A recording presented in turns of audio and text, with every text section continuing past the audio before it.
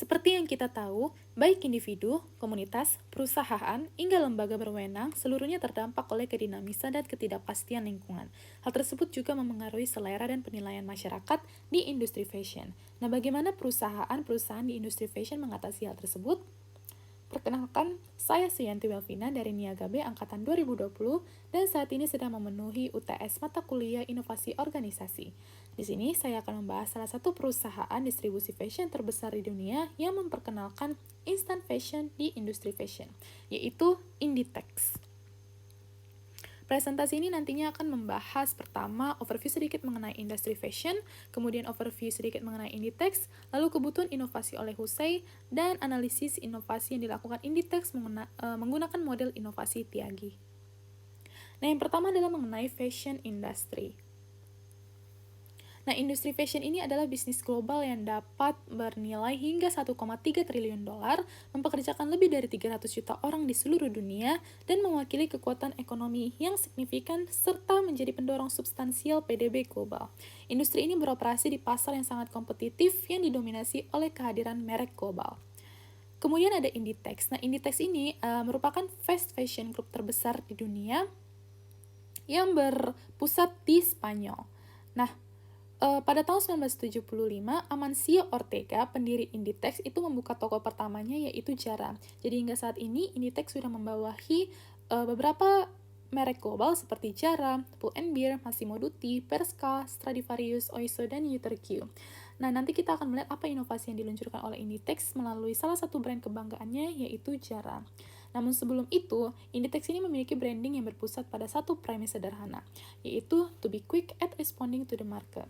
Jadi, selama tahun 1980-an, Ortega udah mengubah desain, manufaktur, dan proses distribusi untuk mengurangi waktu tunggu dan bereaksi cepat terhadap tren-tren baru, yang sampai sekarang itu dikenal sebagai instant fashion.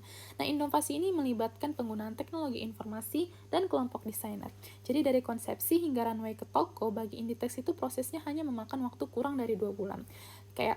Seperti prototip dari desain atau gaya baru itu hanya dibuat dalam 5 hari, dan 60% produksi itu dilakukan secara lokal untuk mempersingkat waktu tunggu. Nah, kemudian dalam persaingannya, Inditex itu dituntut untuk berinovasi agar tetap unggul di industri fashion. Nah, menurut Husei, kebutuhan inovasi itu ditandai dengan pertama, adanya persaingan yang semakin intensif dan bersifat global. Kemudian, kedua, ada perubahan teknologi. Ketiga, ada tingginya tuntutan pelanggan. Keempat, ada profil demografis negara yang berubah. Dan yang kelima adalah privatisasi bisnis masyarakat yang terus berlanjut. Nah, nantinya akan saya jelaskan mengenai inovasi apa yang diberikan oleh Inditex dengan menggunakan model perubahan Tyagi. Yang pertama, model perubahan Tyagi itu ada forces for change, yang kedua ada recognize and define the problem, ketiga ada problem solving process, keempat ada implement the change, dan yang kelima ada measure, evaluate, dan control. Nah, menggunakan model perubahan Tyagi tadi, kita akan menganalisis salah satu inovasinya yang dilakukan pada tahun 2009 di Zara. Nah, yang pertama itu adalah persaingan yang semakin intensif dan bersifat global, dan yang kedua adalah mengenai perubahan teknologi. Jadi dua faktor ini saya ambil dari kebutuhan inovasi yang digagasi oleh Husei yang menjadi pendorong utama Inditex melakukan inovasi. Nah, recognize and define the problem. Yang pertama mengenai persaingan yang semakin intensif dan bersifat global. Jadi menurut analisis pasar yang diberikan oleh beberapa perusahaan konsultan internasional seperti McKinsey, Deloitte, BCG, perusahaan fashion saat ini tuh beroperasi dalam lingkungan persaingan yang sangat-sangat dinamis, didominasi oleh perubahan mendadak dan peningkatan ketidakpastian. Faktor ini diterjemahkan menjadi kebutuhan Inditex untuk mendiversifikasi strategi bisnis dan pendekatan pemasaran mereka untuk memenuhi kebutuhan konsumen. Lalu yang kedua adalah mengenai perubahan teknologi. Investasi teknologi ini menjadi strategis karena fashion market yang mengalami kecepatan pertumbuhan tren. Peningkatan teknologi nantinya dalam proses produksi dapat memberikan peluang baru untuk bisnis seperti percepatan kegiatan operasional, pengurangan biaya tenaga kerja, peningkatan margin, dan lokalisasi bahan atau produk seperti digitalisasi inventaris, lalu meningkatkan sustainability.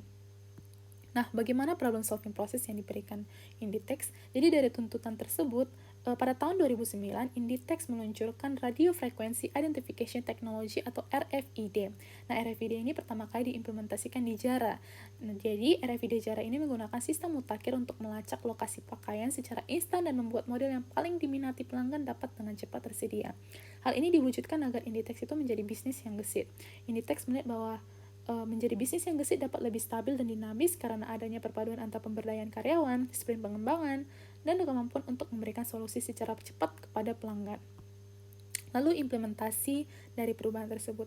Nah, chip RFID ini berukuran sekitar 2 kali lipat dari kartu SIM ponsel standar, yang akan membantu Inditex melacak stoknya dengan lebih baik dan mengisi kembali rak pakaiannya dengan lebih cepat. Jadi nantinya di sini disematkan di dalam security text plastic case dan akan melindungi chip itu lalu dilepas saat check out. Nah, chip RFID ini dapat menyimpan informasi tentang item apapun yang dilampirkan, lalu akan memancarkan data melalui sinyal radio ke pemindai. Nah, pertanyaannya adalah apakah dapat digunakan kembali chip RFID ini? Jadi, butuh 5 tahun penelitian bersama Tyco sebelum mereka menemukan bahwa tag RFID ini dapat disematkan di dalam perangkat keamanan yang ada di setiap produk. Nah, jadi dari sini, ini bisa memungkinkan RFID untuk didaur ulang bersama dengan perangkat keamanan ketika dihapus di counter checkout pada pembelian item oleh pelanggan. Nah, pada awal 2018, biaya RFID itu berkurang dari 8 sen. Dengan setiap RFID itu dapat didaur ulang setidaknya 10 kali. Nah, dari sini Zara sudah menemukan solusi untuk menghemat biaya pengeluaran mereka. Lalu measure, evaluate, dan control. Nah, kita akan membahas yang satu persatu. Nah, Zara yang udah beroperasi di 88 negara ini pada tahun 2014 sudah menghasilkan 2/3 dari penjualan tahunan Inditex sebesar 16,7 miliar euro. Nah, untuk paruh pertama, pada bulan Juli 2014 lalu, Inditex itu diperkirakan akan melaporkan penjualan sebesar 8,08 miliar euro dan laba bersih sebesar 908,6 juta euro menurut FactSet. Nah, faktanya pada semester pertama tahun sebelumnya, Juli 2013, Inditex melaporkan penjualan 7,7 miliar euro dengan laba bersih 951 juta euro. Nah, kemudian sebelum chip ini diperkenalkan, dulunya karyawan itu harus memindai barcode satu persatu dan pengecekan inventaris toko itu dilakukan setiap 6 bulan sekali. Nah, sekarang karena chip ini menghemat waktu, Zara itu sudah bisa melakukan inventaris setiap 6 minggu sekali, yang membuat Zara itu mendapatkan gambaran yang lebih akurat tentang fashion, apa yang sedang laris manis dan paling diminati. Nah, setiap kali pakaian terjual, nantinya data dari chip akan meminta pesanan instan ke ruang penyimpanan untuk mengirimkan barang yang sama ke rak baju di toko Zara. Nah, kemudian pada akhir 2014, Pablo Isla, CEO Inditex itu mengeksekusi bahwa akan ada 1.000 dari 2.000 toko Zara yang memiliki teknologi tersebut dan selesai pada akhir tahun 2020. Nah, berdasarkan data pada pertengahan tahun 2018, Pablo Isla itu mengatakan bahwa saat itu teknologi RFID sudah menguasai merek Zara karena diadopsi oleh lebih dari 700 toko di Zara.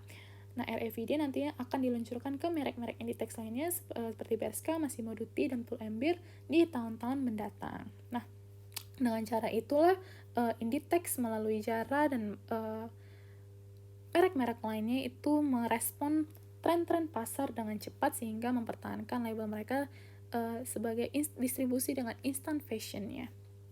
Nah, hingga saat ini Inditex masih dikenal sebagai perusahaan distribusi fashion terbesar di dunia, dengan Zara adalah one of their largest international fashion companies. Sekian presentasi dari saya, kurang lebihnya mohon maaf. Terima kasih. Berikut adalah referensi yang saya gunakan.